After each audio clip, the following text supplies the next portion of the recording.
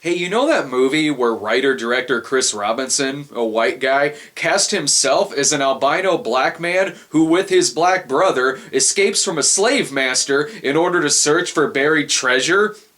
No? Well then perhaps you should stop watching this video, because I'm pretty sure your life is way better not knowing any fucking thing about this movie. But like the night can't stop the morning, there is nothing that can change me.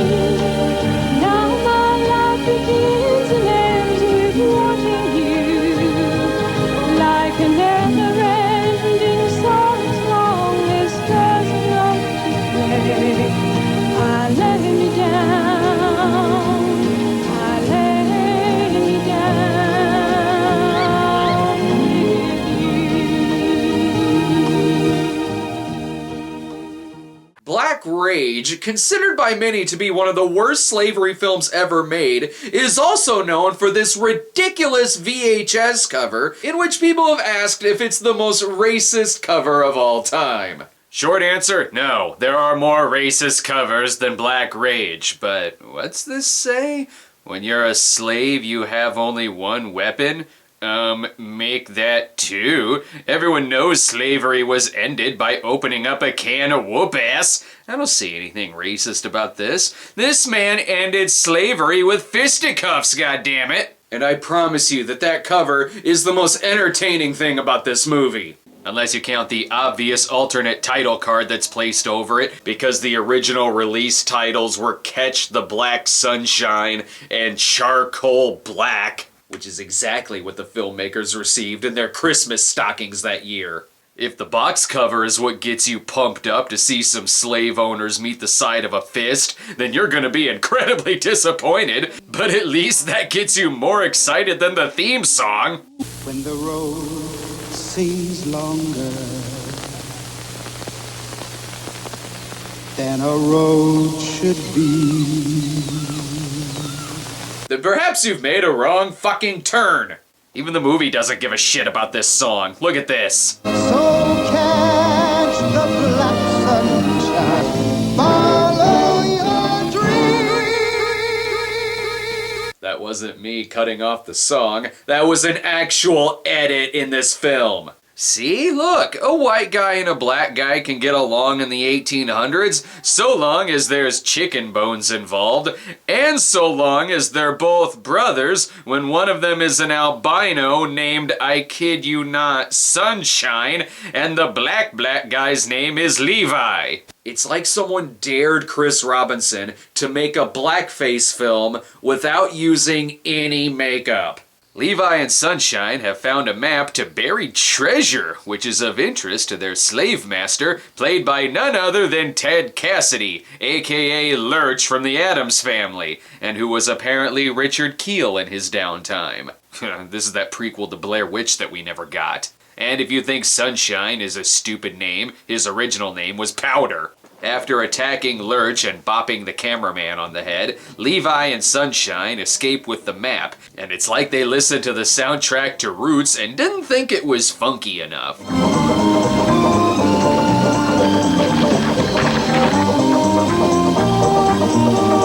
Don't worry, the soundtrack is better than most of the dialogue. No, Massa. Oh, no more! Levi!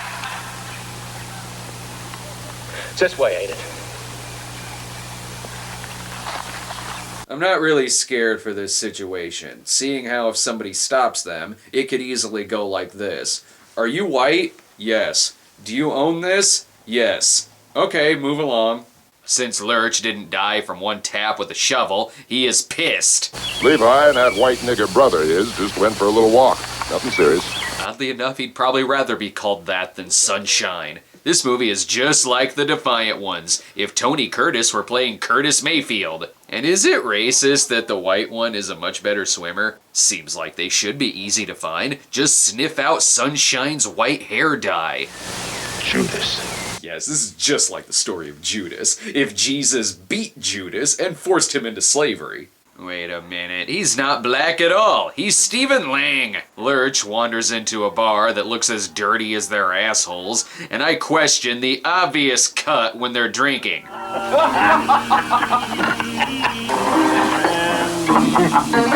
What was cut from there? I'm almost too scared to ask because I'm worried that it's just 5 minutes of ass picking. Too bad, I wanted to see more of redneck DJ Qualls. The bartender looks like he's wearing homeless clown makeup, only they used the white face paint for Sunshine's hair. And this is the first movie that when I say the food looks like hot garbage, I fucking mean it.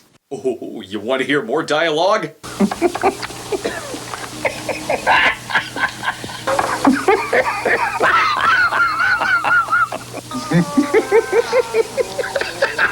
Well, they couldn't stop laughing when they read the script, so they just wrote it into the movie.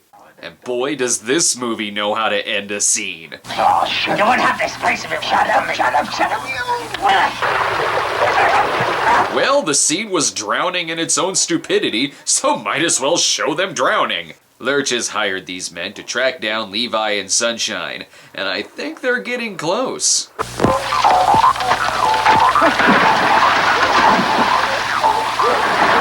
Either that or Snoopy's chasing them. The only thing that's harder to look at than this film is actual slave photos, but it's still a better movie than Fled. Seriously, this is that ugly of a film to look at. Every frame looks like it's suffering from cholera.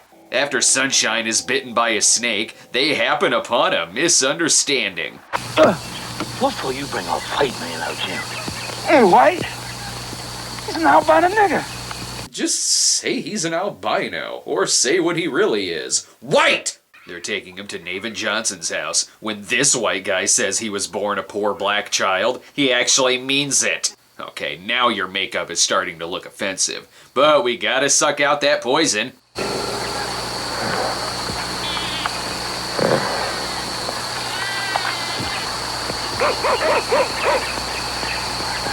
Nice to know she's a spitter, I guess. Maybe that's why she talks so slow. How soon? He'll be fine as soon as he wakes up. He feared the knocks on his head more than the bite. This movie is so lifeless, the second half of it is going to be long since dead and buried. Apparently they're in a safe place because people never go there. Or maybe they do. I don't fucking know. I thought you said no one come in here. Well, most don't. Sometimes they do. So people come there then. Got it. Will some of these people please bring lighting? Let's take him now and surprise him. No. It's too dark. There's no moon. Unless moving across the water, I'll hear us. I'm gonna assume that flame was talking to us, and I'm gonna translate that it was telling us to turn off the fucking movie. I guess all you needed to remember is that sometimes people get in there and rape and murder you. Such a safe haven this place is.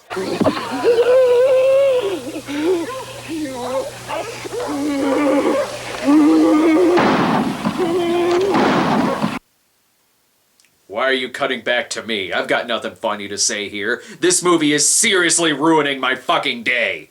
Oh, do you have standards? All we do is enslave people against their will and beat the shit out of them, but we're not monsters. We're willing to help out an old man as long as he'll give us information.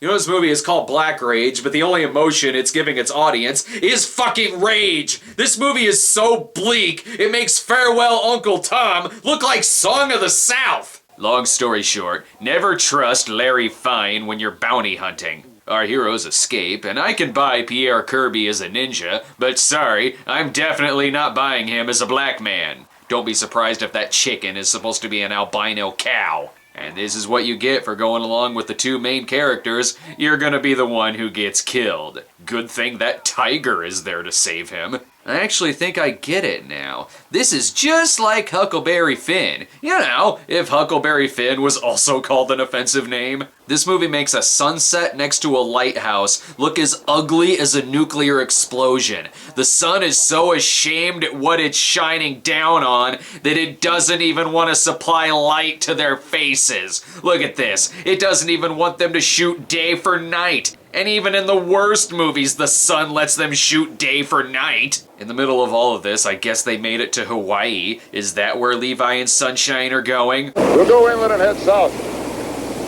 They're only going one place. The Waffle House. That is, if they can make it past some white boys. I knew Brad Pitt wasn't to be trusted in 12 Years a Slave. What are you doing hanging with that nigga? He's my brother. And I'm your black Mary.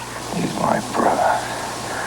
I'm a white nigga. Don't tell him that. Tell him you own the dude. It'll save you from getting raped Ned Beatty style.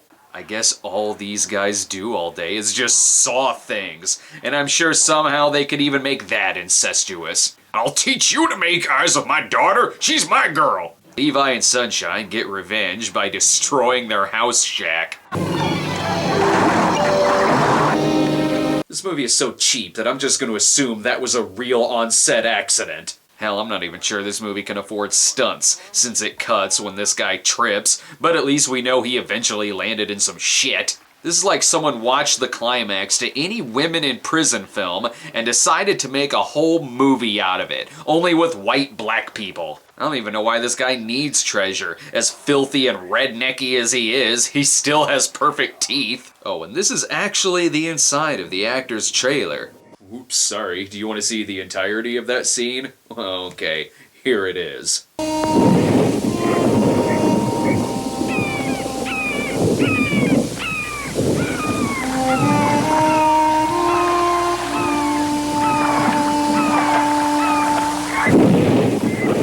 They may cut the movie's theme song, but thank God they left in the sitting in the swamp scene. And whatever dialogue there is mostly hard to hear.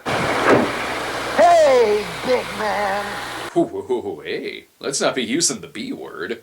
I'm not kidding either when I say that the only good thing about this movie is Ted Cassidy, who throughout all of this stupid redneck bullshit still manages to be intimidating and scary. I'm who I am, and you are the help. That's how come that. So far, he's cost me a half a day's travel with them expert ways. And to top it off, he smells like the underside of a saddle. Now, why him? You have others. Why him? He has his value. Not to me, you don't. I'm just saying, I would not want that guy chasing me. I would probably be dead. Run with the wind. Maybe you'll find a rainbow. Hell, the other actors look like they don't know the difference between a knife and a chocolate bar. Levi and Sunshine make it to beautiful New Salem, Illinois. You can tell because there's people banging in the cabins. Never mind the whole race thing. It's also hard to believe that they're both brothers when one talks like this. We gonna get us some chickens and you gonna stay right here. Ain't that right, little white boy? And the other one like this. Look at him. Gold. Pig. Ducks. I'm just saying that for two people who were raised together, one of them sounds like they at least got an education somehow. But anyone looks stupid when they're chasing chickens with silly music playing.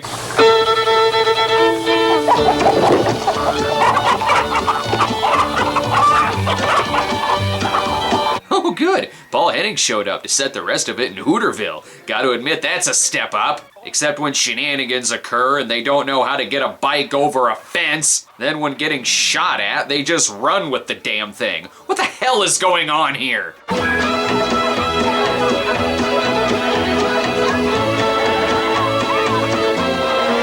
Ooh, I guess any time of day is a good time for Pink Belly. You know, if you're not gonna ride that bike, just let it go. It seems to be slowing you down. Actually, they do end up leaving the bike behind, and the chickens they stole, making this previous scene fucking pointless, except that it leaves a trail for Lurch and his men.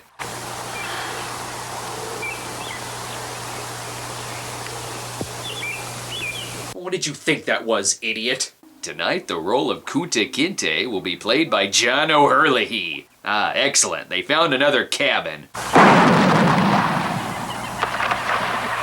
I'm starting to think that all houses were built back then to shoot at people. Oh, hey, maybe this lady can help. Can you tell us where we are? No. Okay, Okay, or not. So much for this scene going anywhere. Ma'am, I'm a deputy sheriff. We was hunting for some escaped criminals. And my boy here's been helping me. Great, you're just now figuring out how to use that as a cover against someone who you could definitely take in a fight. And while Sunshine is smooth with the ladies, Levi has other priorities. I found him! I found him!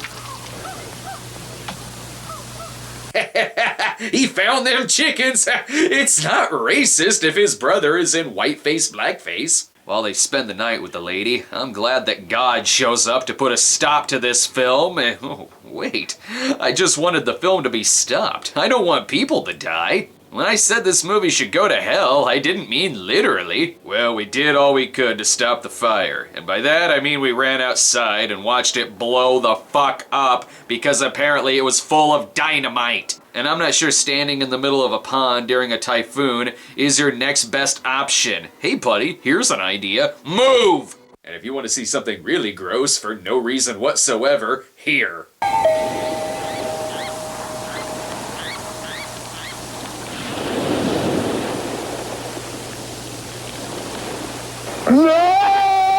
I don't know what he's so scared of. It was just the catering.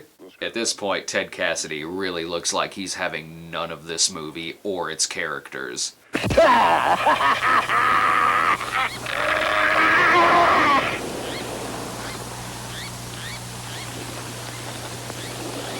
I'm on Ted Cassidy's side. Just because that guy's gross doesn't mean he has to keep reminding us. We know. I'm not sure why this girl is still tagging along. Perhaps she's an albino Indian. Maybe that's what's being said in the middle of these awkward cuts.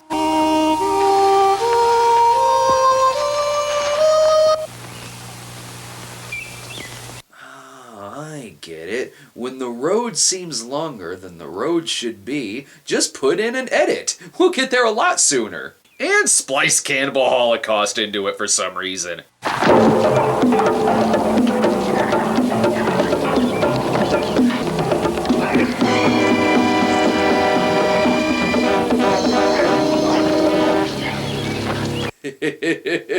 I don't know why that happened. If the bicycle was any indication, they'll keep pushing this boat without actually riding in it. Oh, what do you know? I was wrong. There's one thing in this movie that makes sense, unlike the soundtrack.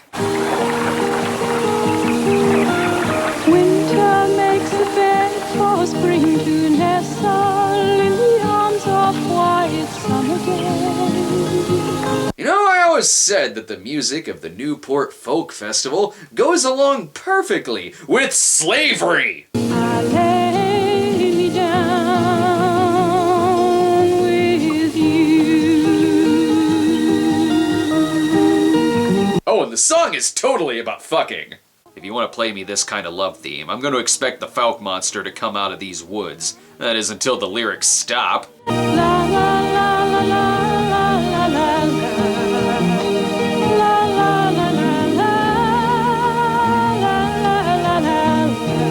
I see that both the song and the movie has run out of shit to say. Look, Snake Plissken even shows up. Expect him to do anything? Well, you're shit out of luck. Just like this so-called romance. She can now please her jungle fever while not pissing off her parents. Or not, because the next scene shows that the bones to their map has been stolen. Was it the girl who did it? Was it this dude? Who knows, because neither are in the fucking movie anymore. And now they're off to die in the ocean.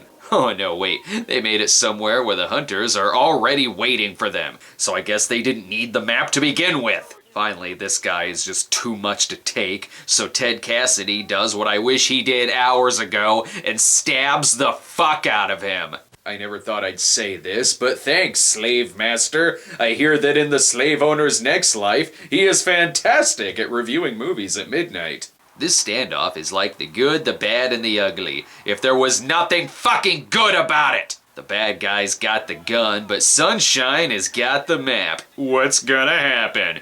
You'll never find it without this!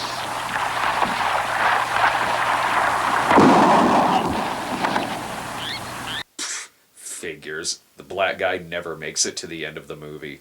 At this point, Lurch actually appears sympathetic towards Levi, and even helps comfort him while move his brother to shore, meaning at least one character has an arc in this film, and it's the villain. But the bigger question is, do they find the treasure?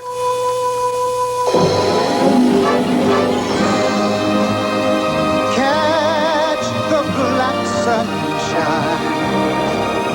Oh, fuck off! Nice dignified shot there of your characters. A driver's license photo was more appealing. I don't know who the fuck thought this was a good idea. This is one of the ugliest, most ill-conceived, incompetent, most depressing pieces of dreck that I've had to watch for this show, and I got the short version. The reason there's so many awkward cuts is that while the Black Rage version runs 90 minutes, the original Catch the Black Sunshine version ran 102 minutes. Oh, double fuck off! There is seriously no reason why Sunshine is white. It barely comes into play in this film. I think that the only reason he's white is because the production team didn't know that many black people. And if you think it's just me spewing shit at this movie, look at this. Even the IMDb users state that this would make Thomas Edison wish he'd never invented motion pictures. Sorry, Citizen Kane. Your existence is a noble sacrifice for the non-existence of Black Rage. Multiple users have called it the worst film I have ever seen, which I guess means this guy has never given anything under 2 stars out of 10. But the worst comes from DeWeaves98, who claims the movie is so bad it almost killed his friend. Hear that? Watching this movie is as deadly as a loaded gun. But that didn't stop actor Chris Robinson to attempt making another movie when in 1974 he brought us Convict Women, the story of a group of female escaped convicts who wander through the swamps and are chased by murderous rednecks, and also features Ted Cassidy. What the fuck? So this guy just had a fetish for being chased by rednecks through swamps, I guess. I certainly hope you got your Black Rage worth, if by Black Rage you mean crying over your dead brother while a slave master comforts you. This movie proves that the worst thing to come out of slavery was... okay, even I can't be that hyperbolic. This movie is, it's not worse than slavery. But still, 2 stars out of 10. Where's your horse, Striker? You're sitting on him.